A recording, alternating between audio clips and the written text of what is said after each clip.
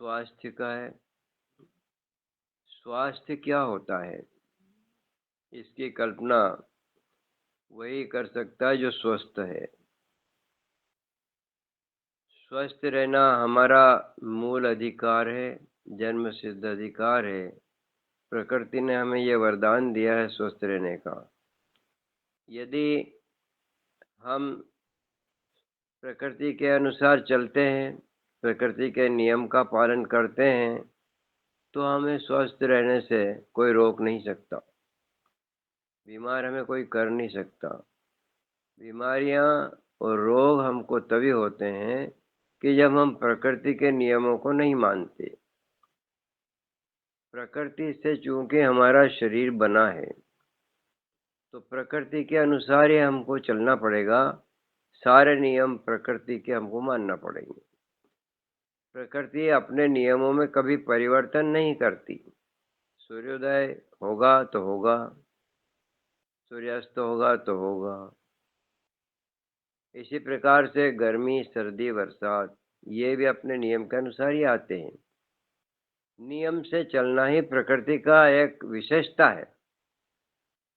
और मनुष्य जब नियमों को तोड़ता है तो वह अस्वस्थ हो जाता है। वो नियम उसके प्रत्येक विषय में, चाहे वो आहार के विषय में हो, चाहे जागरण के विषय में हो, चाहे सोना, तो ये सभी सारे नियम प्रकृति ने बनाए हैं। प्रकृति ने कैसे बनाए हैं, अब इसकी पहचान क्या है, इसको हमें सोचना पड़ेगा। हमारा शरीर चूंकि प्रकृति का बना हुआ है, प्रकृति ये हमको इशारे करता है। शरीर, इसको भूख लगती है तो ये आपको सूचना देता है। आपको नींद आ रही है तो भी आपको सूचना देता है। ये जागता है, अपने नियम से जागता है। ये प्रकृति ने ऐसी व्यवस्था इस शरीर में कर रखी है। भूख भी लगेगी, मल भी विसर्जन होगा। ऐसा नहीं होगा कि मल विसर्जन नहीं होगा। लेकिन यदि आपने भूख और इनका नियम नहीं माना, तो मल विसर्जन का नियम बिगड़ जाएगा। आपने उल्लंघन किया। एक नियम का उल्लंघन करने से सारे कार्यक्रम रद्द हो जाते हैं। इसलिए समय पर आप नहीं सोए तो आपको विश्राम नहीं मिला। विश्राम नहीं मिला है तो शरीर की प्रक्रिया में गड़बड़ हो गई, फिर आपको दस्त नहीं होंगे। यदि आपने ठीक से विश्राम नहीं किया, नींद नहीं ली, तो भोजन भी नहीं पचेगा, तो फिर भूख भी नहीं लगेगी, तो आपका शरीर पूरा गड़बड़ हो गया। एक नियम यदि आपने तोड़ा तो सारा शरीर आपका अस्वस्थ हो जाएगा और फिर चिकित्सा की आवश्यकता आपको पड़ेगी। चिकित्सा की आवश्यकता ना पड़े, वही तो स्वास्थ्य है। स्वास्थ्य ये थोड़ी कि ये दवा ले ली, वो दवा ले ली और हमें स्वास्थ्य लाभ हो गया। दवाइयों से कभी स्वास्थ्य नहीं मिलता। दवाइयाँ बाहर से आती है, वो स्वास्थ्य अंदर से आता है। वो बाहरी चीज़ों पर डिपेंड नहीं होता, आपके नियमों के ऊपर डिपेंड होता है। आप प्रकृति के नियमों को मानेंगे तो आपको स्वस्थ होने से कोई रोक नहीं सकता। अब नियमों को समझें हम। प्रातः सूर्योदय होता है, वो आपको जगाने के लिए होता है, आपको काम करने के लिए होता है। कोई भी पशु पक्षी को देख लीजिए आप कि वो क्या सूर्योदय के बाद सोता है। प्रत्येक पशु पक्षी को आभास हो जाता है कि सूर्योदय होने वाला है, तभी से वो जाग जाता है। उसकी अंतः प्रेरणा उसको इशारे करती है कि तुम्हें जागना है। और देखिए, उसके बाद वो विश्राम नहीं करते पूरी स्फूर्ति से, क्योंकि वो रात भर सोए हैं। प्रत्येक जानवर, प्रत्येक पशु पक्षी, प्रत्येक प्राणी, मनुष्य को छोड़कर, क्योंकि मनुष्य के पास एक अलग चीज होती है, बुद्धि। वो इन जानवरों के पास नहीं होती। उनको प्रकृति के इशारे पे चलने तो चलना। हमको प्रकृति के इशारे पे चलने से रोकता कौन है? हमारी बुद्धि। अब आप देख लीजिए, जितने भी प्राणी हैं दुनिया में, उनमें से सबसे ज्यादा बुद्धिमान प्राणी कौन? मनुष्य। यही कहेंगे ना आप। और जितने प्राणी दुनिया में, उनमें सबसे ज्यादा रोगी कौन? वो भी मनुष्य। तो बुद्धिमान होने का मतलब क्या? आपकी बुद्धि प्रकृति का विरोध करती है। जब आप प्रकृति का विरोध करते हैं तो फिर आप स्वस्थ कैसे रह सकते हैं?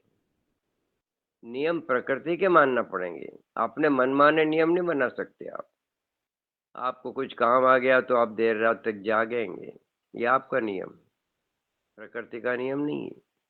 प्रकृति तो कहती है कि सूर्य अस्त हो गया है, अंधेरा हो गया है, और अंधेरे में आपको सोना है। अंधेरे में सोने से क्या होता है? देखिए, जब जितनी जल्दी आप सोएंगे उतनी गहरी नींद आपको आएगी।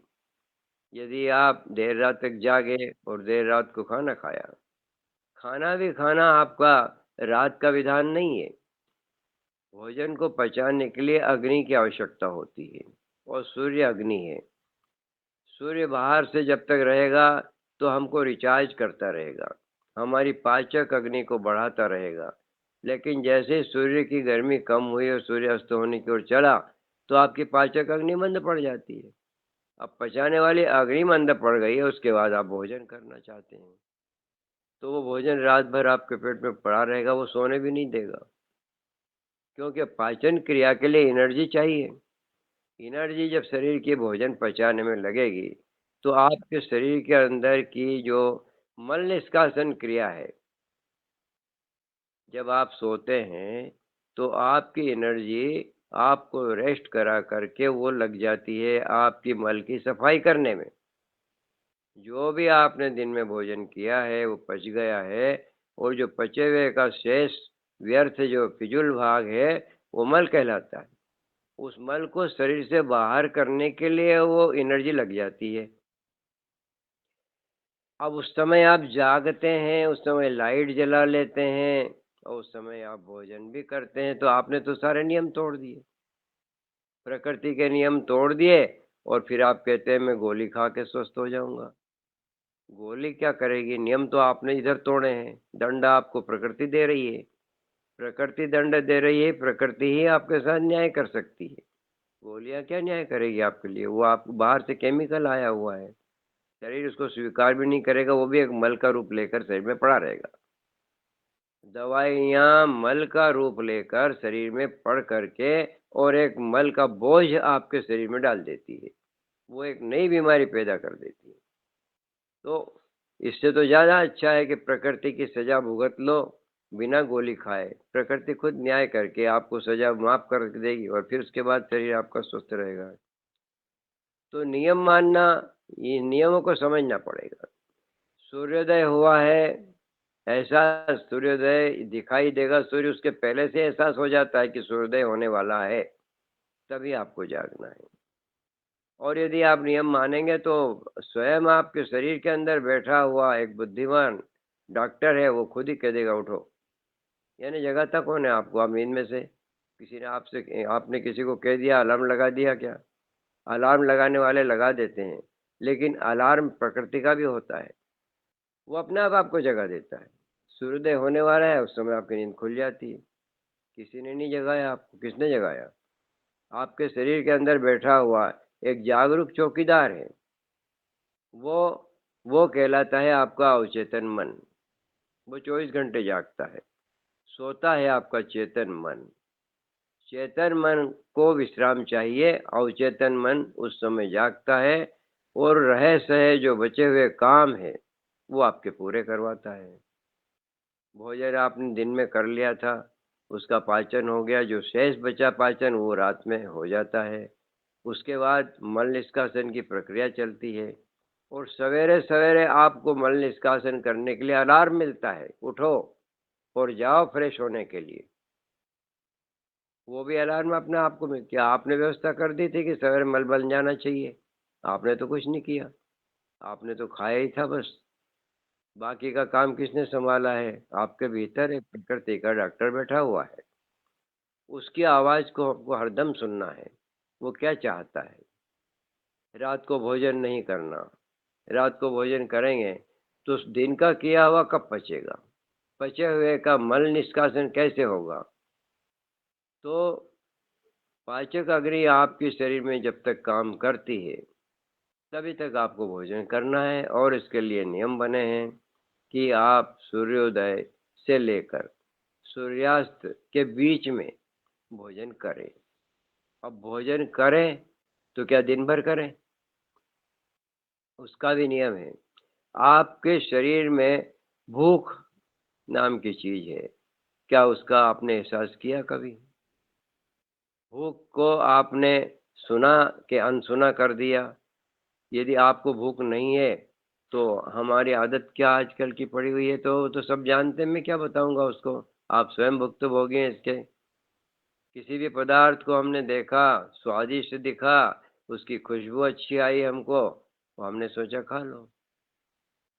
पेट भरा है, खाली है, भूख है कि नहीं है, इसका विचार आपने नहीं किया। इसका विचार नहीं किया अर्थात आपने प्रकृति के विधान को तोड़ा। जब कोई विधान तोड़ता है तो आप जानते हो उसको सजा तो मिलती है, वो सजा ही रोग कहलाती है। और उसकी चिकित्सा तो आप दूसरी अदालत में जाएंगे डॉक्टर की, वो कहेगा गोली इंजेक्शन से ठीक हो जाएगा। प्रकृति कहती है कि सजा मैंने दी है और दूसरा उसको कैसे उसका न्याय करेगा? उसका न्याय प्रकृति ही करेगी। प्रकृति की शरण में जाना पड़ेगा, फिर उसका विधान आपको मानना पड़ेगा, तभी आप ठीक हो पाओगे। डॉक्टर चिकित्सक आपको लाख गोली दे दे, वो लक्षण समाप्त हो जाए, जैसे आपको मल निष्कासित नहीं हो रहा है और आप डॉक्टर के पास गए, साहब मुझे तो कब्ज है। अब आपने विधान तो खाने के विषय में तोड़ा था, जागने के विषय में तोड़ा था। अब इसका उपाय भी जागना और वो भोजन के लंघन वाला काम होगा तभी हो पाएगा। इसको गोलियां कैसे ठीक करेगी? वो तो एक भ्रम है कि हम गोली से ठीक हो जाएंगे। लोग चूर्ण खा खा के परेशान हो जाते हैं, चूर्ण बदलते रहते हैं, उसकी मात्रा बदलते रहते हैं, लेकिन अपनी जगह कब्ज है तो है। फिर उसके बाद उसका परिवार है कब्ज का, गैस बनना, पेट दर्द होना,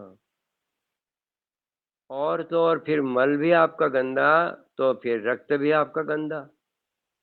जब रक्त गंदा जाएगा ब्रेन में तो विचारों में परिवर्तन आ जाएगा, आपके बातों में परिवर्तन आ जाएगा, आपकी भावनाओं में परिवर्तन आ जाएगा।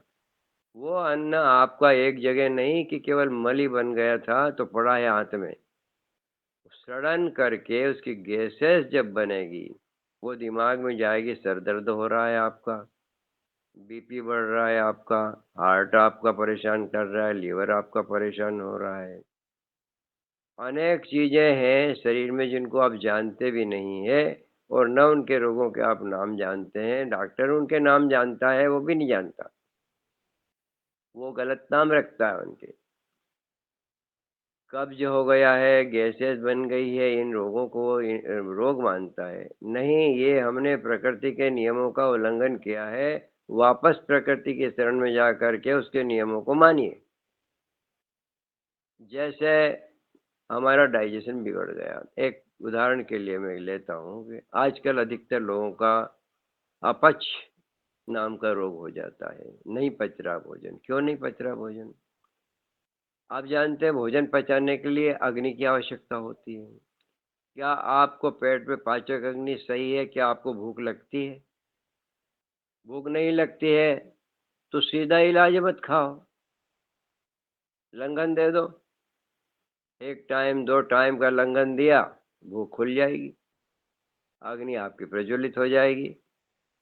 उसके लिए गोली की क्या आवश्यकता है और क्या चिकित्सक की आवश्यकता है?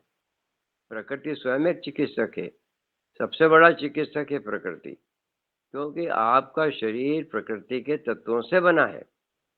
मिट्टी, पानी, धूप, हवा, आकाश, ये पांचों तत्व से तो शरीर बना है, और इन पांचों तत्वों से इसका निर्माण भी होता है, और पांचों तत्व से दैनिक पूर्ति होना चाहिए। अब कैसे पूर्ति होगी? अन्न आप लेते ही हैं, ये मिट्टी हो गई, ये स्थूल शरीर को बनाता है। जल, जल गति करता है, जैसे रक्त में जल जाएगा तो उसका सारे शरीर में परिभ्रमण होगा। ठोस वस्तु का परिभ्रमण नहीं होता। जो वस्तु ठोस है वो शरीर में घूम नहीं सकती, बारीक बारीक नसों में जा नहीं सकती, तो उसके लिए जल आवश्यक है। जब जल में वो भोजन के बारीक बारीक कण एक तरल रूप बना लेते हैं और वो खून में मिल जाते हैं, हृदय के द्वारा पूरे शरीर में वो रक्त चक्कर लगाता रहता है और उसके अंदर जो सार तत्व है भोजन का, वो शरीर के एक एक अंग को वो बांटता हुआ चलता रहता है। इसीलिए वो शरीर में घूमता है कि भोजन के तत्वों को यथास्थान पहुंचा दे। पोस्टमैन का काम करता है वो। अब यदि जल की मात्रा कम रही आपके शरीर में तो रक्त का परिभ्रमण ठीक ढंग से नहीं हो पाएगा। जहाँ पहुंचना चाहिए भोजन के अंश नहीं पहुंच पाएंगे, तो फिर आपको रोगों के रूप में परिलक्षित होगा। तो आप उसके लिए गोली लाएंगे। आपको पीना तो चाहिए जल, लेकिन नहीं, आप डॉक्टर के वहाँ मेडिकल स्टोर पर जाएंगे, उसके लिए गोली लेके आएंगे। उसका दूसरा ही नाम रख देंगे रोग का। वास्तविक तो बात यह है कि आपने जल की आपूर्ति नहीं की। इसी प्रकार से ये अन्न हुआ, जल हुआ, ठोस हुआ, द्रव हुआ। अब आ जाए गैस पर, वायु। वायु आपके शरीर में क्या करती है? देखिए, कोई भी वस्तु है शरीर के अंदर, गति, सुगंध। मान लीजिए आपने अगर अगरबत्ती लगाई है और उसकी सुगंध को आप फैलाना चाहते हैं, तो वो कौन फैलाएगा? वायु। दुर्गंध को कौन फैलाएगा? वायु। वायु का काम है कि किसी भी वस्तु को प्रसारित करना। अब वो वायु यदि आपने ठीक ढंग से श्वास नहीं ली, गंदी आपने श्वास ली, शुद्ध वायु का सेवन नहीं किया, वायु भ्रमण करना, जंगल में जाना घूमने के लिए, वायु केवल श्वास के द्वारा शरीर में नहीं आती है। आपका रोम रोम वायु से खुल जाता है यदि आप अच्छी वायु में भ्रमण कर रहे हैं। कम से कम आपने कपड़े पहने हैं, ऐसे कपड़े पहने हैं जिसमें हवा भीतर घुस जाए और आपके शरीर को, चमड़ी को टच हो। कितना आनंद आता है आपको जो अच्छी से अच्छी वायु आपको, मंद मंद हवा, सुगंधित हवा, जब आपको जंगल में फ्रेश हवा ताजी हवा जब आपको मिलती है, तो आपका चेहरा प्रसन्नता से खिल उठता है। ये वायु का सेवन आपको डेली करना है। धूप का सेवन आपको डेली करना है। धूप का क्या काम है? सूर्य की रश्मियाँ जो आती है, वो जहरीले पदार्थों को सोख लेती है।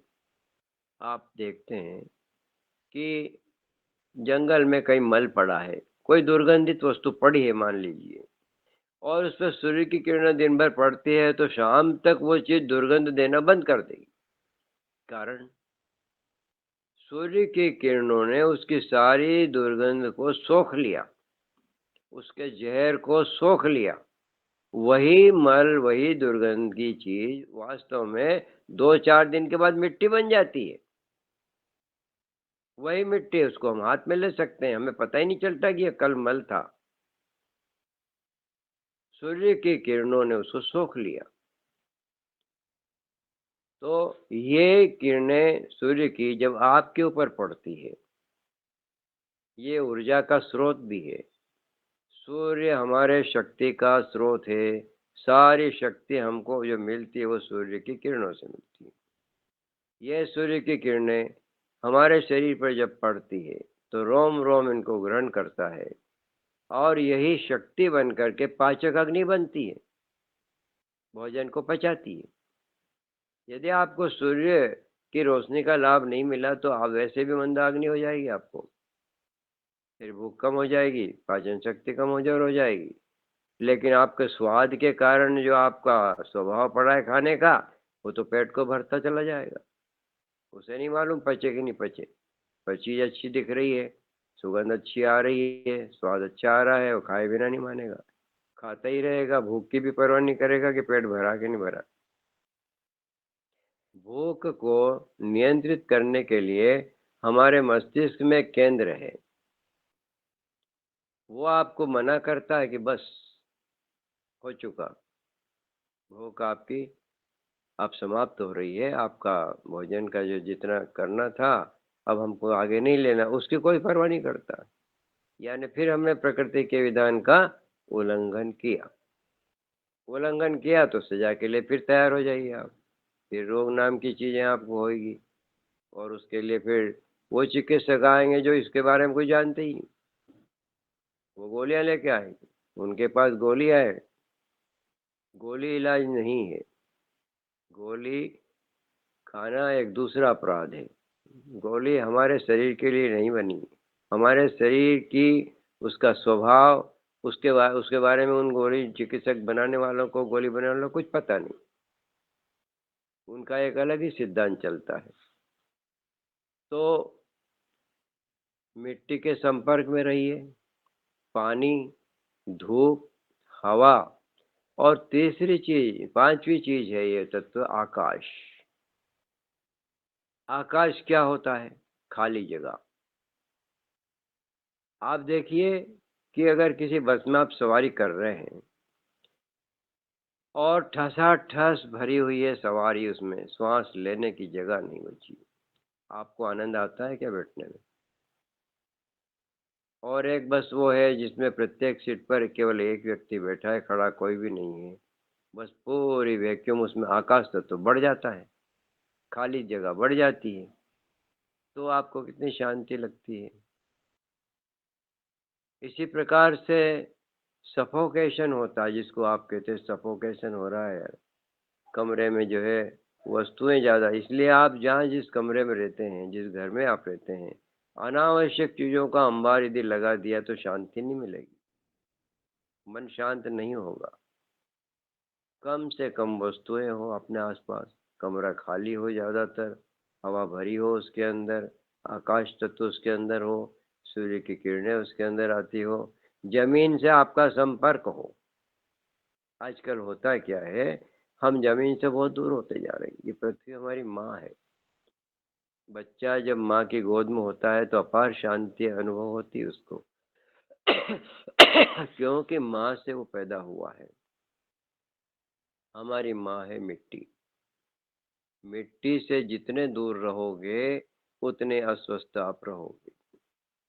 मिट्टी से पाँव भी यदि आपका चिपक के रहता है, पूरा शरीर भले ही आपका ऊपर रहे, केवल आप नंगे पैर चलते रहे मिट्टी में, तो आपको अपार शांति, सुख और स्वास्थ्य की प्राप्ति हो जाएगी। जो लोग जंगल में रहते हैं, दिन रात जंगल में सो जाते हैं, मिट्टी में सो जाते हैं, बच्चे मिट्टी में खेलते हैं, उनके कहाँ है रोग उनके पास? वो नहीं समझते रोग क्या चीज होती है। दिन रात मिट्टी में सोना, मिट्टी में खेलना, मिट्टी में बैठना, मिट्टी में चलना, नंगे पैर, पूरा शरीर उनका चमचमाता रहता है, चमक उनके शरीर में अपने आप आ जाती है। हमारे पास दूसरे साधन है चमकाने के, वो व्यर्थ के साधन दिन रात जो आप वापरते हैं, उनसे होता कुछ भी नहीं है। केवल एक पोतने से, जैसे मकान को हमने पोत लिया तो दूर से चमकता हुआ दिखता है, लेकिन उसकी ईंटें जर्जर है, उसकी दीवारें धंस रही है, तो कब तक संभाल लेगा अपनी सुंदरता को? एक न एक दिन तो धराशायी हो जाएगी उसकी सुंदरता। तो बाहर की चीजों से, कलर पोतने से, साबुन लगाने से शरीर में कोई सुंदरता नहीं आती। मिट्टी के संपर्क में रहेंगे आप, मिट्टी में पैदा हुए अन्न को ताजे रूप में खाएंगे आप, तो अपने आप में चमक आ जाएगी शरीर में, उस चमक को कोई नहीं मिटा सकता। हड्डियां ठोस, चर्म आपका चमकता हुआ, बाल आपके चमकते हुए, आपका चेहरा प्रसन्न। चेहरा भी प्रसन्न तब होता है कि जब शरीर की सारी व्यवस्थाएं सही हो। अगर कहीं एक जगह भी गड़बड़ी हुई तो चेहरे पे उदासी के भाव आ जाएंगे, चेहरे पे सल पड़ने लग जाएंगे। आप जंगल के रहने वाले लोगों को देखिए, उनके चेहरे पे सल ही नहीं आते हैं, चमकता हुआ चेहरा। क्या खाते हैं वो खाते हैं वही जो चीज प्रकृति से सीधी प्राप्त होती है। अब आहार को लीजिए, आहार का चुनाव, हम आहार को अच्छा तब समझते हैं कि जब हमारे किचन में आके कढ़ाई में खूब तेल घी मिला करके उसको खूब भुना जाए, तला जाए, तब आपको कहते हैं इसका स्वाद आएगा।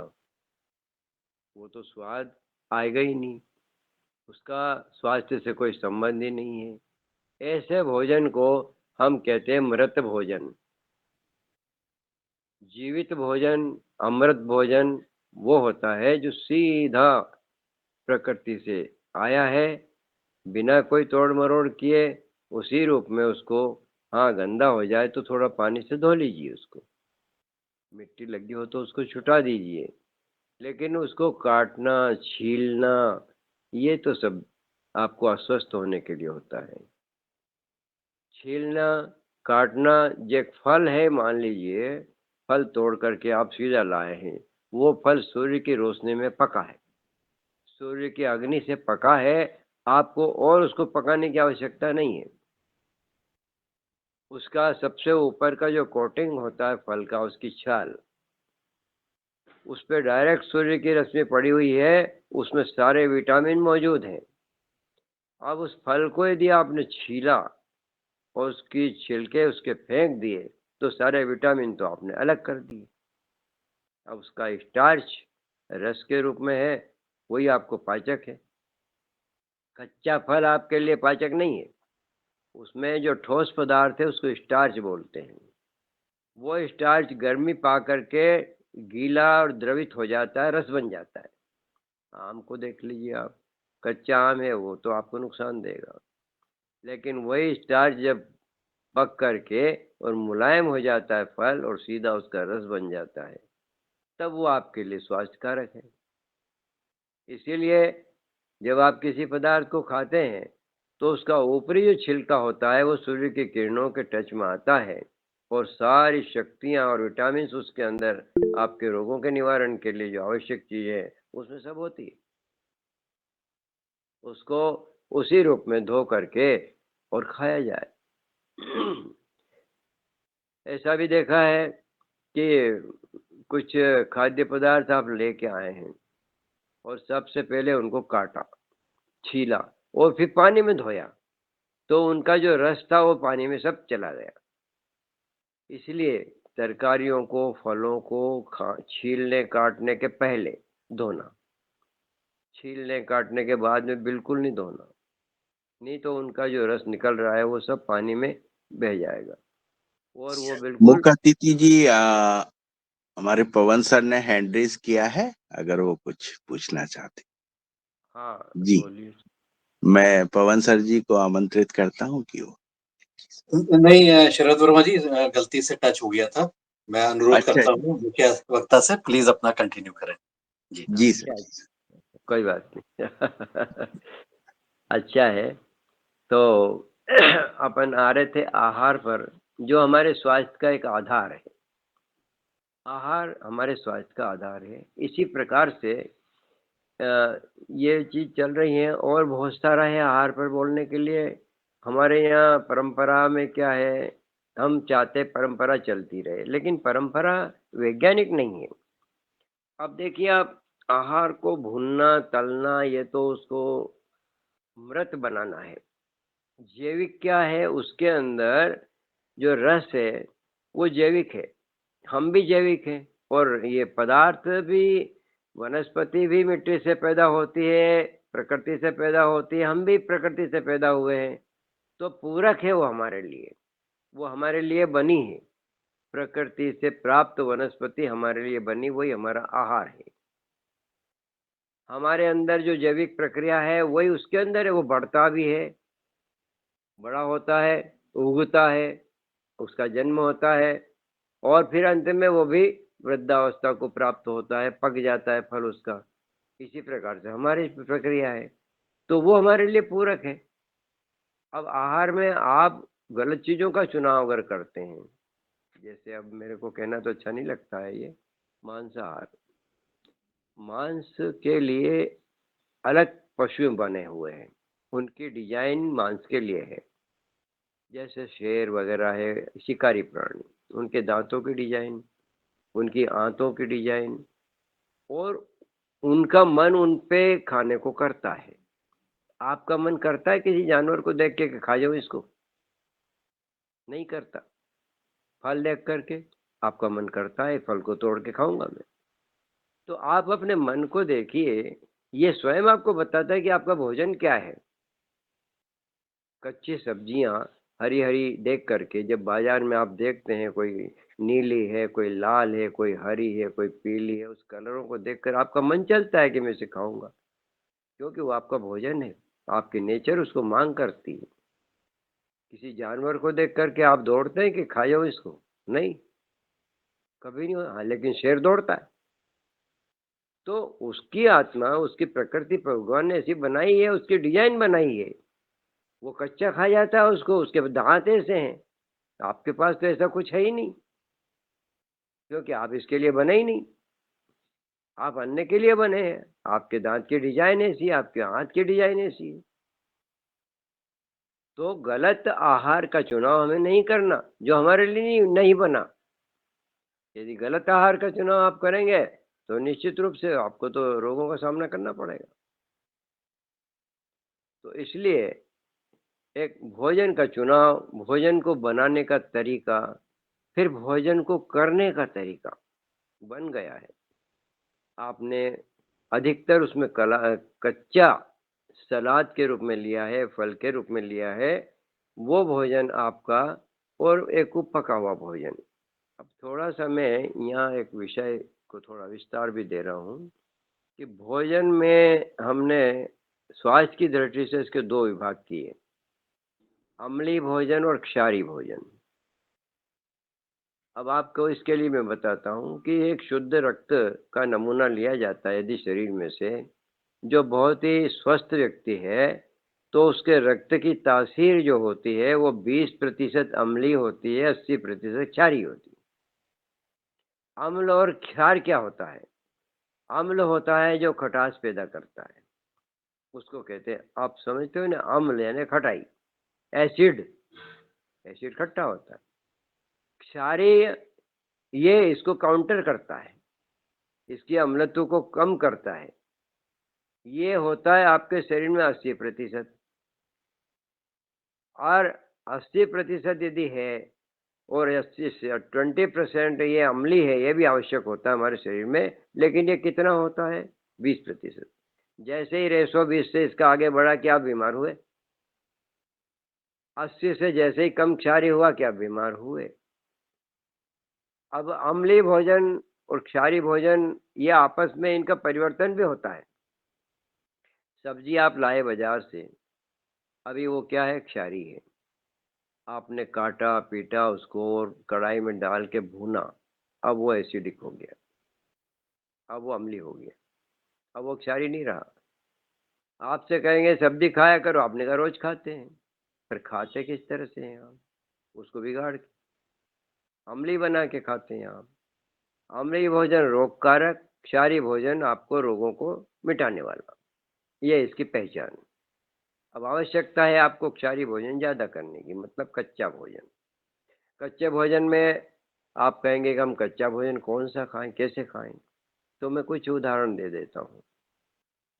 अंकुरित कर लीजिए आप जितनी भी दालें हैं, द्विदल, चना द्विदल है, सोयाबीन द्विदल है, मूंग है, उड़द है, मसूर है, मोठ है, मूंगफली है, सोयाबीन है, ये सारे 2 दल वाले प्रोटीन उत्पादक हैं।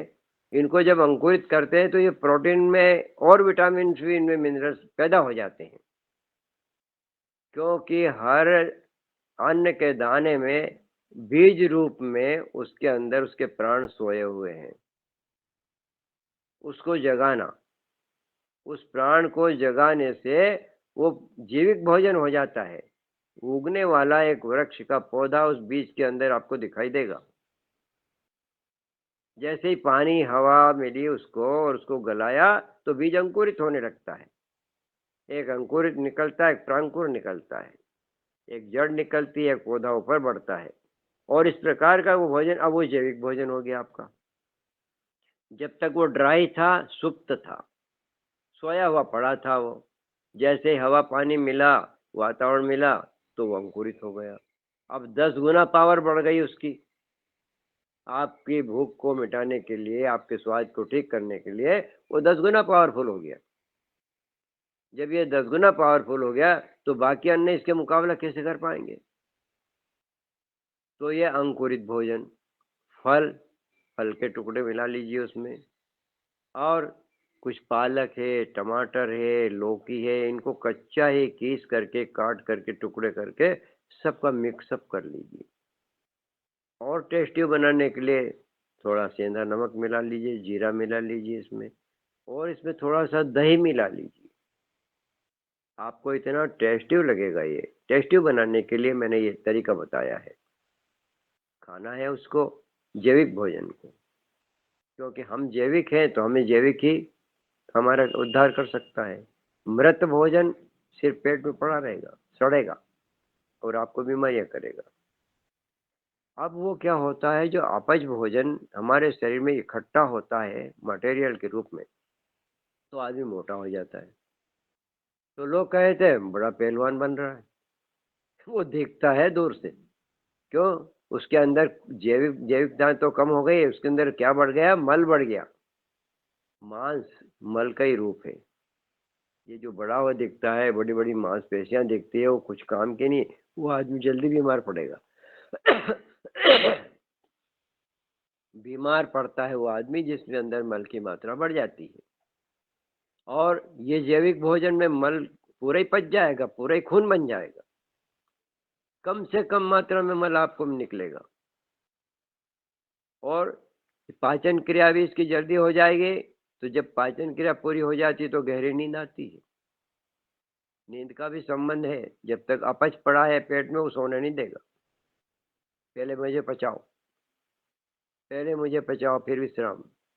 विश्राम नहीं करने देगा आपको।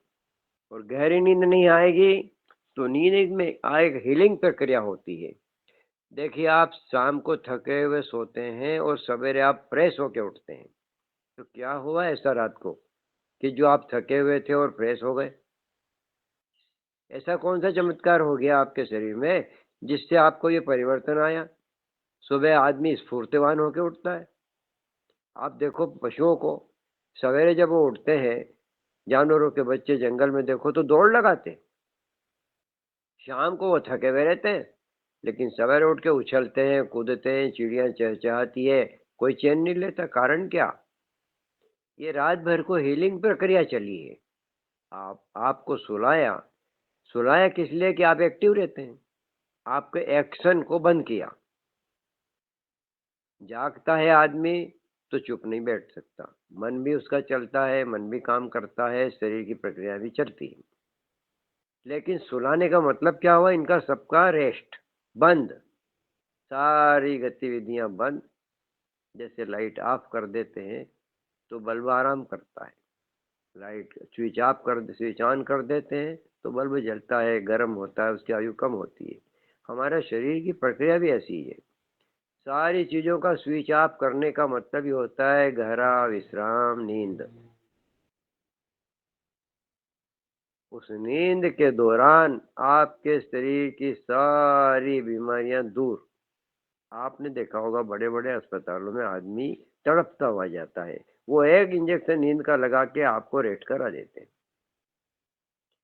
और आप घंटे 2 घंटे 4 घंटे बाद कहते हैं बड़ी तसल्ली हो गई, बड़ा आराम हो गया। क्या हुआ?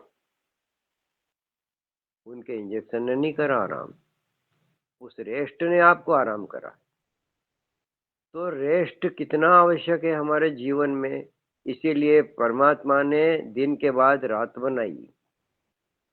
लगातार दिन रहता तो आदमी 2 दिन से ज्यादा नहीं जिंदा रहता। रात बनाई इसीलिए है कि जितना श्रम आपने किया था, जितनी शक्ति व्यय हो गई थी, उसको पुनः प्राप्त करना, रिचार्ज।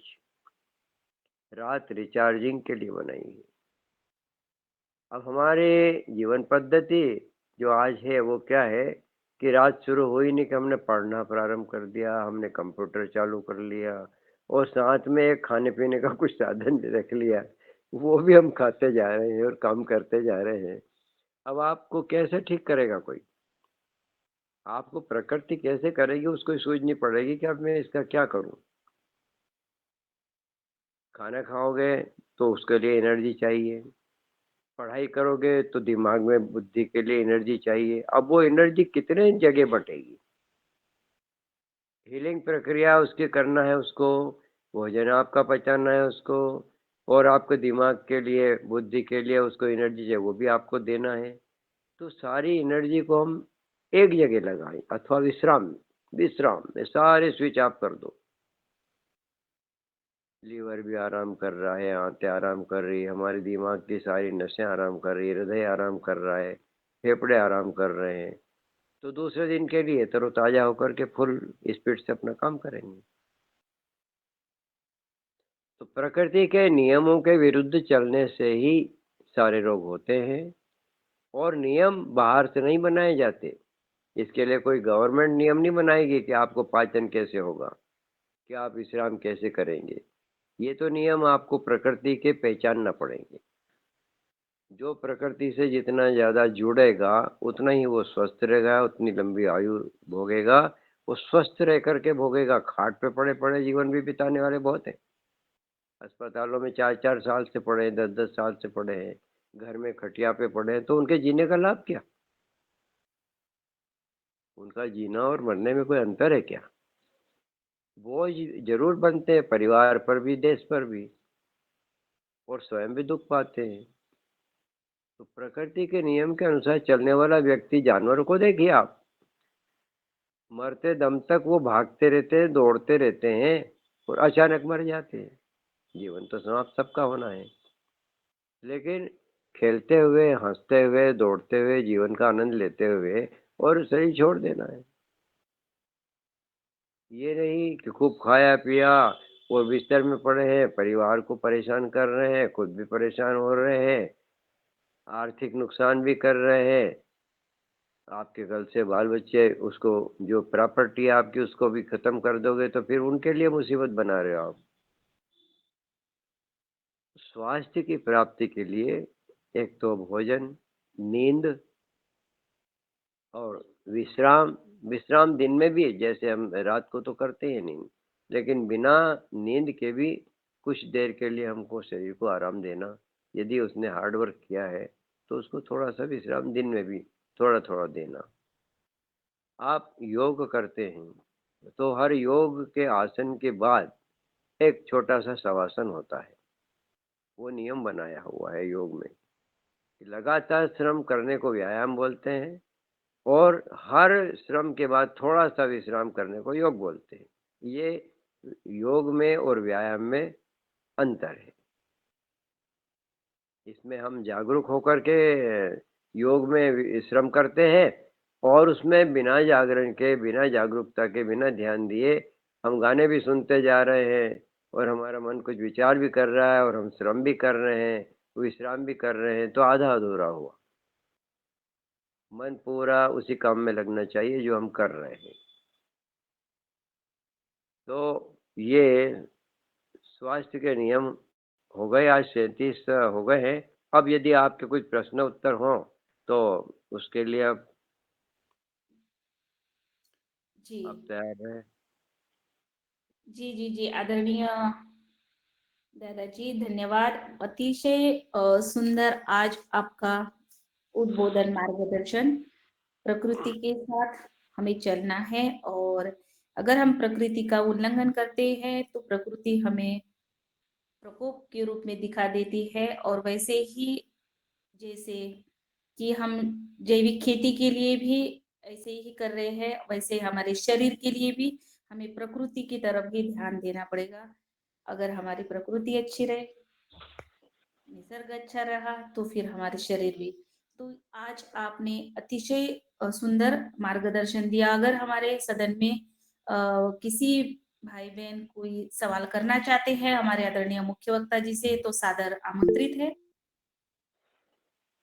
वरना मैं आदरणीय श्री शरद भैया जी, इटारसी नर्मदापुरम से मैं सादर आमंत्रित करती हूँ।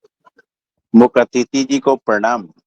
आज जय की श्री योग आज की योगशाला बहुत अच्छी रही, और मैं मुख्य अतिथि से चाहता हूँ, जैसे सर हम लोगों का कुछ वजन ज्यादा है, तो इसको कम करने के लिए कैसे आहार की जो श्रृंखला है पूरे दिन की, वो कैसे रखें गुरुदेव? बहुत अच्छी बात है। देखिए, वजन जो बड़ा है आपके अंदर, वो अनपचा अन्न है, जो पच नहीं पाया। अर्थात क्यों नहीं पचा? कि जितनी अग्नि थी आपके पेट में, पाचक अग्नि, उसकी क्षमता से ज़्यादा वो आपने खाया। तो अब क्या करें? खा तो लिया आपने, अब जो वो पड़ा हुआ है उसको पचाने के लिए आपको भोजन बंद करना पड़ेगा। अगर आप भोजन एकदम बंद नहीं कर सकते तो भोजन को कम करना पड़ेगा। भोजन को कम करना पड़ेगा, इसके साथ ही भोजन का परिवर्तन करना पड़ेगा। आपको हल्के-फुल्के भोजन करना पड़ेंगे कुछ दिनों तक। और यदि लंघन आप कर सकते हैं केवल पानी पर, या पानी के साथ-साथ कुछ रसाहार ले लें, कुछ फल ले लें, लेकिन अन्न आपको पूरी तरह से बंद करना पड़ेगा। जी, जी, जी। इसका जो नहीं, मोटापे का अगर जब अन्न बंद कर दिया तो मैं आपको बताऊँ, आप अशक्तपना नहीं आ जाएगा, कमजोरी नहीं होगी हाँ, शरीर हाँ, में? आपका डर वाजिब है। ये भय है केवल आपको। भय इसलिए है कि आपने कभी किया नहीं इस काम को। मैं आपको बताता हूँ। सवेर से उठें आप, तो पहले आपका योग वगैरह जो भी आपकी दैनिक क्रिया है आप कर लीजिए। फिर जी, मुनक्का जो होती है, अंगूर किसे बनते हैं मुनक्का, किशमिश, ये रात को आप गला लीजिए, करीब 20 ग्राम, 2 तोले के करीब। पानी में पहले धो लीजिए, फिर उनको गला लीजिए। रात भर उनको गलने दीजिए, ढक के रखिए, उनमें चींटे भी हो जाते हैं मिठास के कारण। और सवेरे उसका पानी पी लीजिए और वो मुनक्का चबा-चबा के आप खा लीजिए, है ना? और फिर उसके 1 घंटे तक आपको कुछ भी नहीं खाना-पीना है। चाय नाम की चीज़ है, इसको अलग रख दीजिए, ये बीच में नहीं आएगी। अब जी, अब होगा क्या कि इसको कम से कम अग्नि की आवश्यकता होगी। जो एनर्जी भोजन पचाने के लिए आपकी लगती है, अब वो एनर्जी को कोई काम नहीं। अब वो एनर्जी अपना दूसरा काम ढूँढ लेगी, क्या? जो पुराना अनपच पड़ा हुआ है शरीर के अंदर, उसको निकालेगी। उसको निकाल करके उसको पचाना शुरू करेगी। तो अब जितनी ज़्यादा मात्रा में आपके अंदर ये मल मोटापे रूप में जो पड़ा है, उतने दिन ज़्यादा लग जाएँगे, उतना समय ज़्यादा लग जाएगा। यदि थोड़ा है तो कम समय लगेगा। तो आपको अभ्यास अभी नहीं है इस प्रकार का, क्योंकि आपको याद आएगी खाने की, भूख तो नहीं लगेगी। लेकिन क्या होगा, याद। हम कभी-कभी याद के लिए, अरे! अचानक याद आ गई सेव खाना है, याद आई खा ली, पेट ने नहीं माँगी थी। तो आप उस याद के फलस्वरूप ऐसा खाना खा लेते हैं जो पेट के लिए भारी हो जाता है पचाना। फिर वो अपच रूप से, फिर श्रम, साथ में एक आदमी श्रमशील होता है और एक पड़ा रहता है सोफे पे। दोनों भी एक साथ खाना खाते हैं, उतना ही वो खाता है, उतना ही वो खाता है। तो श्रम वाला तो पचा जाएगा। और जो श्रमहीन व्यक्ति है, बुद्धि से ज़्यादा काम ले रहा है, दिमाग से ज़्यादा काम ले रहा है, पढ़ाई कर रहा है, कंप्यूटर पे बैठा है, वो उसके बराबर खाना नहीं खा सकता, जितना एक श्रमशील व्यक्ति खाता है। तो जब आप वो बुद्धि से काम लेने वाला व्यक्ति है, तो उसको अपने हिसाब से कम खाना चाहिए। अब ये आप लंघन वाली बात जो मैं समझा रहा हूँ आपको, कि आप मुनक्का ले लीजिए और उसके बाद में 11-12 बजे अभी आपको लगे थोड़ा, तो सलाद ले लीजिए।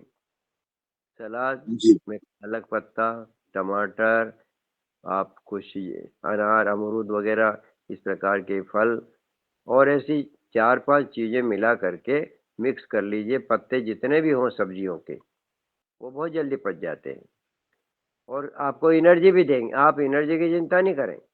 एनर्जी आपके शरीर में ऑलरेडी है, उस मल के कारण दबी हुई है। जैसे-जैसे मल शरीर का कम होगा, आप स्फूर्तिवान होते चले जाएँगे।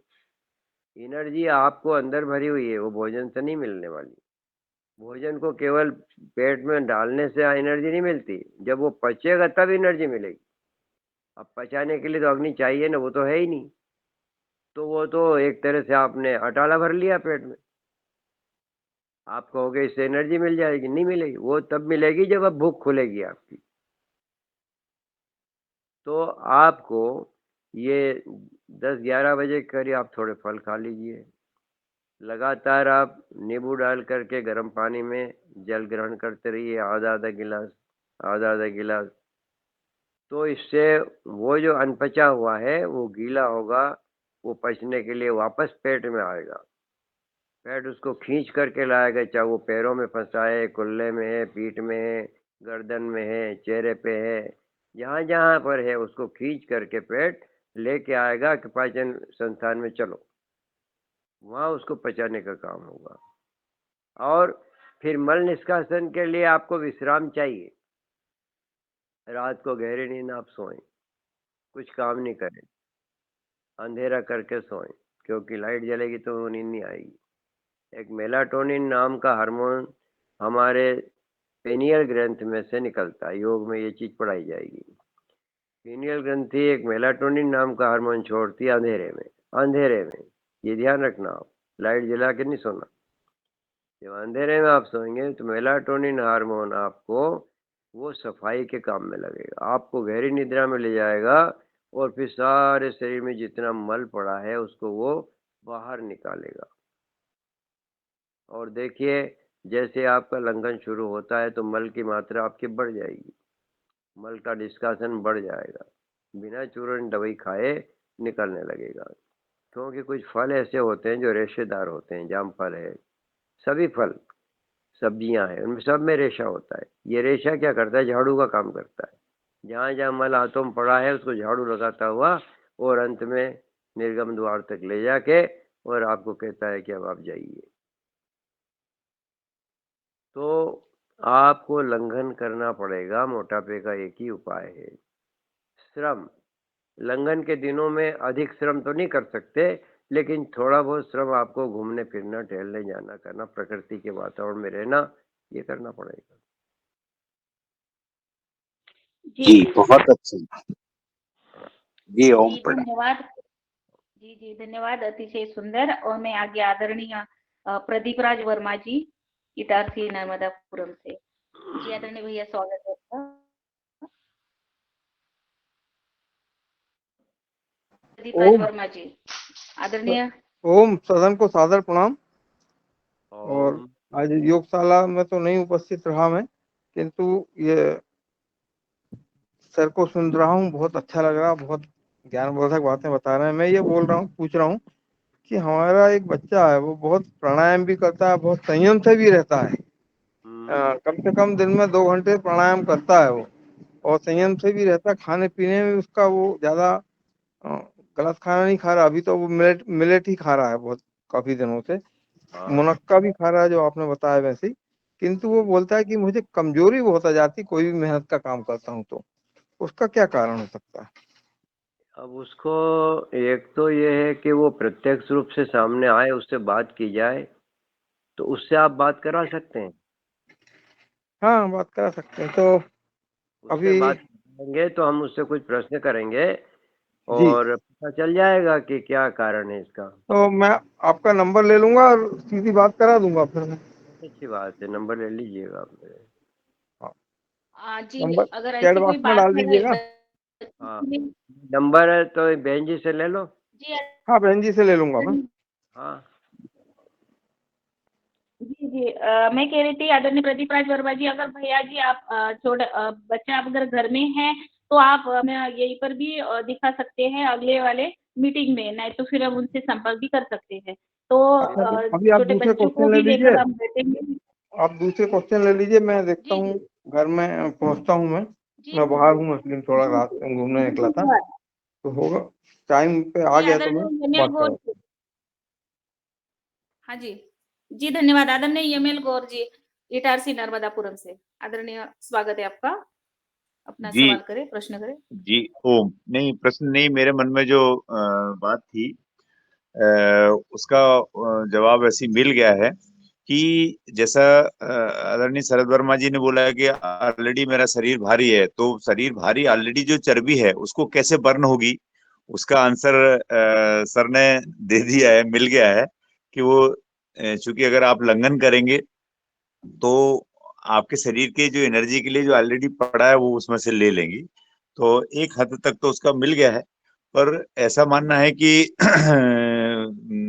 जो भोजन नहीं करने से सारी एनर्जी अगर अपने को मुनक्के और सब्जी से मिल जाएगी तो बहुत अच्छी बात हो जाएगी, फिर तो शरीर अपने आप दुबला हो ही जाएगा। तो प्रश्न मेरा मिल गया है। तो बहुत बहुत सादर नमन, बहुत अच्छी जानकारी दी आज सदन के लिए। जी प्रणाम। ओम। जी प्रणाम। जी जी धन्यवाद आदरणीय। और मैं आगे आगे चलती हूँ। आगे हमारे गणपत लाल जी भाई साहब ने हैंड राइज किया है। जी स्वागत है आपका। जी ओम, सदन को नमन। मैं मुख्य वक्ता जी से पूछना चाहता हूँ, मेरी सिस्टर के क्या है कि गठियावादी है, तो एक गठियावादी है और ये बताती है कि मेरे हाथ के में भी वाइटा आते हैं, वाइटा जैसे अंगुली इधर चलेगी, अंगूठा इधर चला गया। ये जो ये है ना, ये प्रिंट कैसे निकलेगा? ये एक्सेल में बड़ी चीट है लगता मुझे। हाँ, मैं ऐसा सुनाऊं? कौन सा? हाँ, मैं बोल रहा हूँ। एमएल गौर साहब बंद कर ले। हाँ, मैं बोल रहा हूँ। जी मेरा देखिए, प्रश्न आपको समझ में आ गया जी? बिल्कुल आ गया। जी जी मैं ये बता रहा था आपको जी कि एसिडिक भोजन की मात्रा जब शरीर में बढ़ती है 20% से ज्यादा, और क्षारीय की 80% से अपने आप कम हो जाती है, तो ये रक्त हमारा खराब हो जाता है। रक्त जब खराब हो जाता है तो वो जगह जगह यूरिक एसिड के नाम से जॉइंट में फंस जाता है। जॉइंट में फंस करके वहाँ सूजन पैदा करता है, और उसी को हम वात रोग और गठिया रोग बोलते हैं। इलाज क्या है? इलाज ये है कि एसिडिक भोजन, अधिकतर दालें, प्रोटीन, दालें बंद कर दीजिए, और फल और सब्जियों के प्रयोग बढ़ा दीजिए। और एक तरह से लंघन लंघन फलोपवास कहते हैं हम इसको क्या कहते हैं? फल के ऊपर रहना। फल के साथ सब्जियां भी आ जाती है, तो फलों का सेवन करें, सब्जियों का सेवन। सब्जी का मतलब कढ़ाई वाली सब्जी नहीं, सलाद, कच्ची सब्जी, कच्ची सब्जी के रूप में उसका सेवन करेंगे तो धीरे धीरे वो रक्त शुद्ध होता चला जाएगा, और उनका यूरिक एसिड समाप्त हो जाएगा, और हाथ पांव फिर लचीले हो जाएंगे, दर्द समाप्त।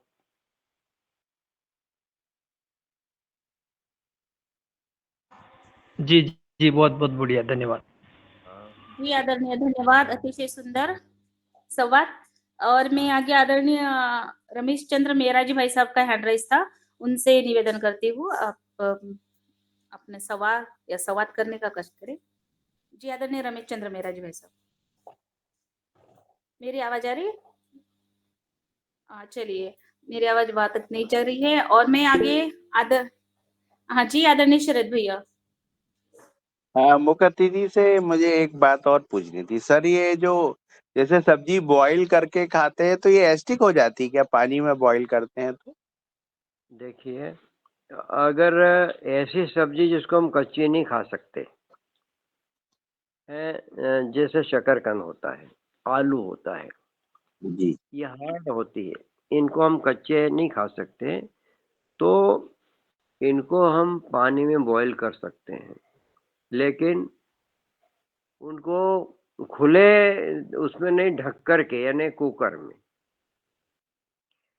में बॉईल कर सकते हैं, तो कुछ मात्रा में वो जो है क्षारी बनी रहेगी, और वो आपको उतना नुकसान नहीं करेगी जो तलने में और भूनने में और ओपन बनाते हैं कढ़ाई में। जी जी जी। तो वो एसिडिक नहीं होगी ना बॉईल करेंगे तो? तो स्टार्च है, स्टार्च समझते हैं ना आप? कड़क, ये जैसे रतालू होता है, शकरकंद, वो उसको कच्चा नहीं खा सकते हम, है ना? ठोस होता है, ठोस, जो जी गूदा जी होता है, जब उसको हम गर्म करते हैं तो वो मुलायम हो जाता है। मुलायम होकर के उसमें मिठास बढ़ जाती है जब उसको हम उबालते हैं पानी में। तो जो वस्तुएं, आलू है, शकरकंद है, सूरन है, जमीकंद है, जो कंद है, वो उन कंदों को आप इस प्रकार से उबाल सकते हैं। जी बहुत अच्छा जी, धन्यवाद। जी आदरणीय, धन्यवाद। और मैं आगे आदरणीय रमेश चंद्र मेहरा जी भाई साहब से निवेदन करती हूँ। जी जी ओम, सदन को नमन। बहुत अच्छी चर्चा चल रही सर। जैसे ये कहा जाता है कि जलवायु के आधार पर खान पान होना चाहिए, हाँ, बहुत अच्छी बात। है ना। तो ये जो जैसे अभी आपने मांसाहार के संबंध में कहा कि मांसाहार हमारा भोजन नहीं है, पर जो जानकारी में आते हैं कि जितने भी समुद्र के किनारे वाले या ऊंचाई पर रहने वाले लोग हैं, ये तो मांसाहारी ही होते हैं। जियो। ये उनकी मजबूरी है कि वो उस जलवायु में रहते हैं, लेकिन वहाँ क्या है कि जलवायु के हिसाब से उनके शरीर पर वो प्रभाव पड़ जाता है कि वो उस चीज़ को पचा जाते हैं। जलवायु वहाँ का जैसा रहता है उसी हिसाब से। अब बहुत से बर्फीले स्थानों में लोग रहते हैं, तो वहाँ अन्न तो होता नहीं है, फल फ्रूट होते नहीं हैं। वो भी उन जानवरों की तरह ही हो जाते हैं। उनकी जलवायु का असर से उनके शरीर में ये शक्ति पैदा हो जाती है कि वो उसको पचा जाते हैं। उनका जी श्रम, क्योंकि वो विश्राम तो करते नहीं, वहाँ के लोग अधिक श्रम करते हैं। अधिक श्रम करने वाला व्यक्ति इन कठोर वस्तुओं को पचा जाता है, और फिर धीरे धीरे वो पीढ़ी दर पीढ़ी उनके अंदर वो शक्ति आ गई, क्योंकि उनकी अनेक पीढ़ियां वहां से गुजर चुकी है। तो एक व्यक्ति का, पिता का, फिर पुत्र का, फिर उसके पुत्र का, तो उसमें धीरे धीरे धीरे वो शक्ति डेवलप हो जाती है। जी जी जी ओम। जी धन्यवाद। और मैं आगे आदरणीय अस्तिवा तिवारी, शशिकांत तिवारी जी का हैंड राइज है।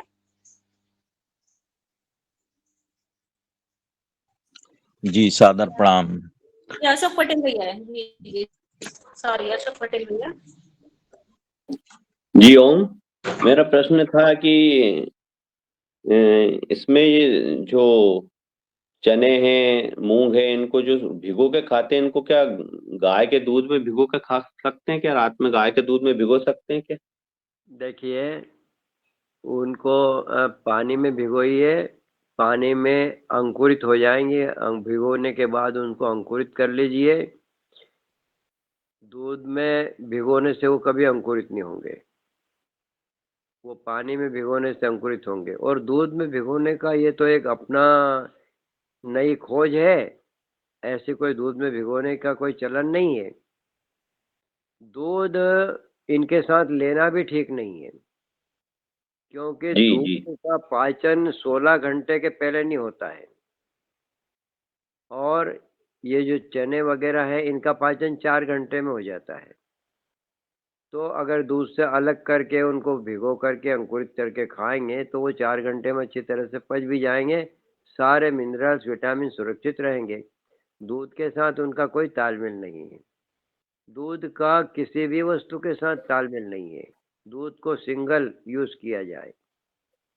और इनके बाद में दूध पी सकते हैं कि नहीं? ये खाने के बाद में दूध और च्यवनप्राश। देखिए, आप इनमें पौष्टिकता खोज रहे हैं, और मैं समझता हूँ पौष्टिकता उसमें है जो भोजन पच जाता है। इनको लेने के लिए आप ले सकते हैं, मन को शांति मिल जाएगी कि मैंने पौष्टिक भोजन किया, लेकिन उससे लाभ नहीं होगा। अनेक वस्तुओं को मिला करके यदि हम शरीर में डालेंगे तो हमारे ये इसमें पेट में भी एक दिमाग रहता है, वो सोचता है कि क्या चीज़ आई है, इसको पचाने के लिए कौन सा मैं केमिकल निकालूं। उनके पास बहुत सारे केमिकल होते हैं। अब वो कंफ्यूज हो जाते हैं कि दूध के लिए तो यहाँ जगह ही नहीं है कुछ पचाने की, क्योंकि दूध पेट में नहीं पचता, मुंह में नहीं पचता, वो छोटी आंत में जाके पचता है। वो छोटी आंत में एक रेनिन नाम का केमिकल होता है, वो उसको पचाता है, और ये चीज़ें पचती है पेट के अंदर, आमाशय के अंदर। तो इनके स्थान भी पचने के अलग अलग, फिर उनके साथ उनको कैसे ले सकते हैं अपन। एको अन्न एको औषधि, औषधि भी यदि कोई जड़ी बूटियों वाली होती तो आयुर्वेद का कहना है केवल एक ही ली जाए। अन्न भी श्रेष्ठ उपाय यही है कि सिंगल खाया जाए, अकेला। कॉम्बिनेशन मिलाया तो पेट को बड़ी दुविधा होती है उसको पचाने में। परंतु हमारी परिपाटी में, परंपरा में कुछ ऐसे भोजन है कि हमको उनमें कुछ तो मिलाना ही पड़ता है। तो आप सावधानी इस बात की रखें कि 1 से 2 चीजें हो जाए बस बहुत है।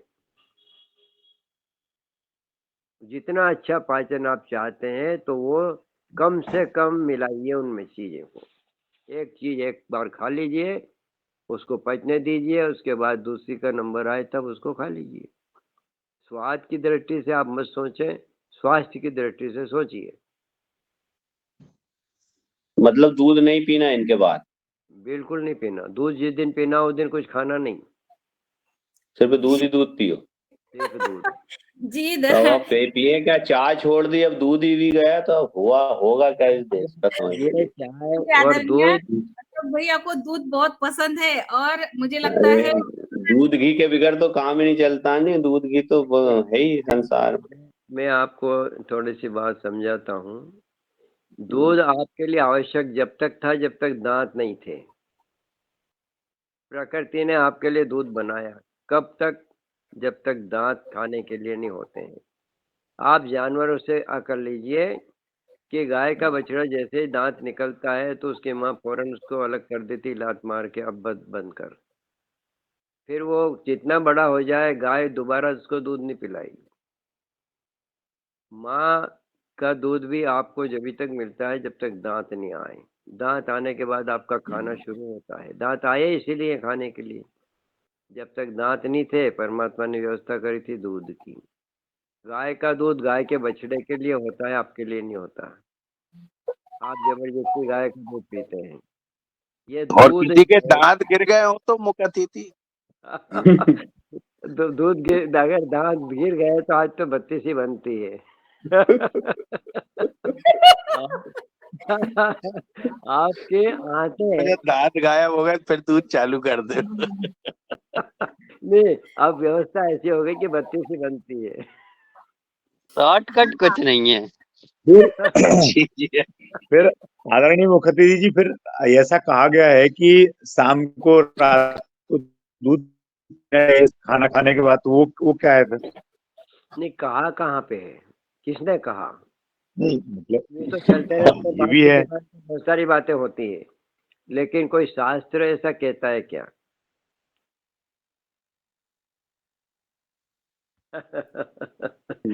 हाँ, ये भी सही है। की होटल पे अगर बातें होती है तो उसका उत्तर तो मैं नहीं दे सकता। योगाहार वालों ने नहीं। कहा, योगाहार में जो आते हैं ना बहुत से लोग, उनने कहा रात को दूध जरूर लेना चाहिए और खड़े खड़े देखिए, पीना चाहिए। अगर आपने रात को दूध लिया, देखिए आप दूध लेने के बाद में पाचन क्रिया हमारी दूध को पचाने में लगेगी, यानी हमारी जो एनर्जी है वो फिर वर्किंग ऑर्डर में आ जाएगी, वो रेस्ट ऑर्डर में नहीं आएगी। हमको रात को रेस्ट देना है। रेस्ट से ही पुनः शक्ति मिलती है, रिचार्ज होता है पूरा शरीर, पूरी एनर्जी। रात को आप पचाने के लिए कुछ मत रखिए, दिन तक सारा पच जाए, वही आप काम करिए। ये शाम तो को भोजन तो परंपरा है। पचेगा। हाँ, शाम का भोजन तो जो करेंगे सर, तो वो तो पचाने के लिए शरीर को एनर्जी चाहिए फिर। मैं वो भी आपको दिन की प्रक्रिया बता देता हूँ। आप सवेर से हो सके तो नाश्ता मत करिए। भोजन का टाइम हो सिर्फ भोजन करिए, तो आपको अच्छी भूख लगेगी। और जब अच्छी भूख लगने का मतलब ये है कि शरीर ने मांगा है। शरीर ने मांगा इसलिए है कि वो शरीर को पचाने के लिए भोजन को तैयार है। वो भोजन को पचाएगा तो उसमें सहयोग सिर्फ आपको ये करना है कि 1 घंटे बाद आधा गिलास पानी दिन भर लेते रहिए। वो भोजन 4 साढ़े 4 घंटे में पच जाएगा। उसके बाद यदि आपको पुनः भोजन करना है तो अब 4-5 बजे के करीब कर लीजिए। 4 घंटे यानी 8 बजे तक वो भोजन आपका पच जाएगा। जब वो भोजन पच जाएगा तो रात को आपकी एनर्जी फ्री रहेगी और वो हीलिंग का काम करेगी। जो टूट फूट शरीर में हुई है, श्रम दिन भर होता है तो शरीर में कोशिकाएं टूटती है और उनका पुनर्निर्माण होता है। यदि रात को आपने भोजन किया तो जो सेल्स टूट गए हैं आपके शरीर के, वो पुनर्निर्मित नहीं होंगे। और यदि वो पुनर्निर्मित नहीं होंगे तो शरीर में सल पड़ने लग जाएंगे, झुर्रियां पड़ने लग जाएगी। जी, यानी अति उत्तम। आप सोचते थे कि इससे हमारा फायदा होगा, वो फायदा नहीं होगा बल्कि और आपका शरीर का नुकसान होगा। ये शाम को अगर आपको 4-5 बजे के उससे लेना भी है भोजन, तो उसका तरीका क्या है? उसमें फल फ्रूट की मात्रा अधिक हो, अन्न की मात्रा का। हाँ, यदि आप बहुत मेहनतशील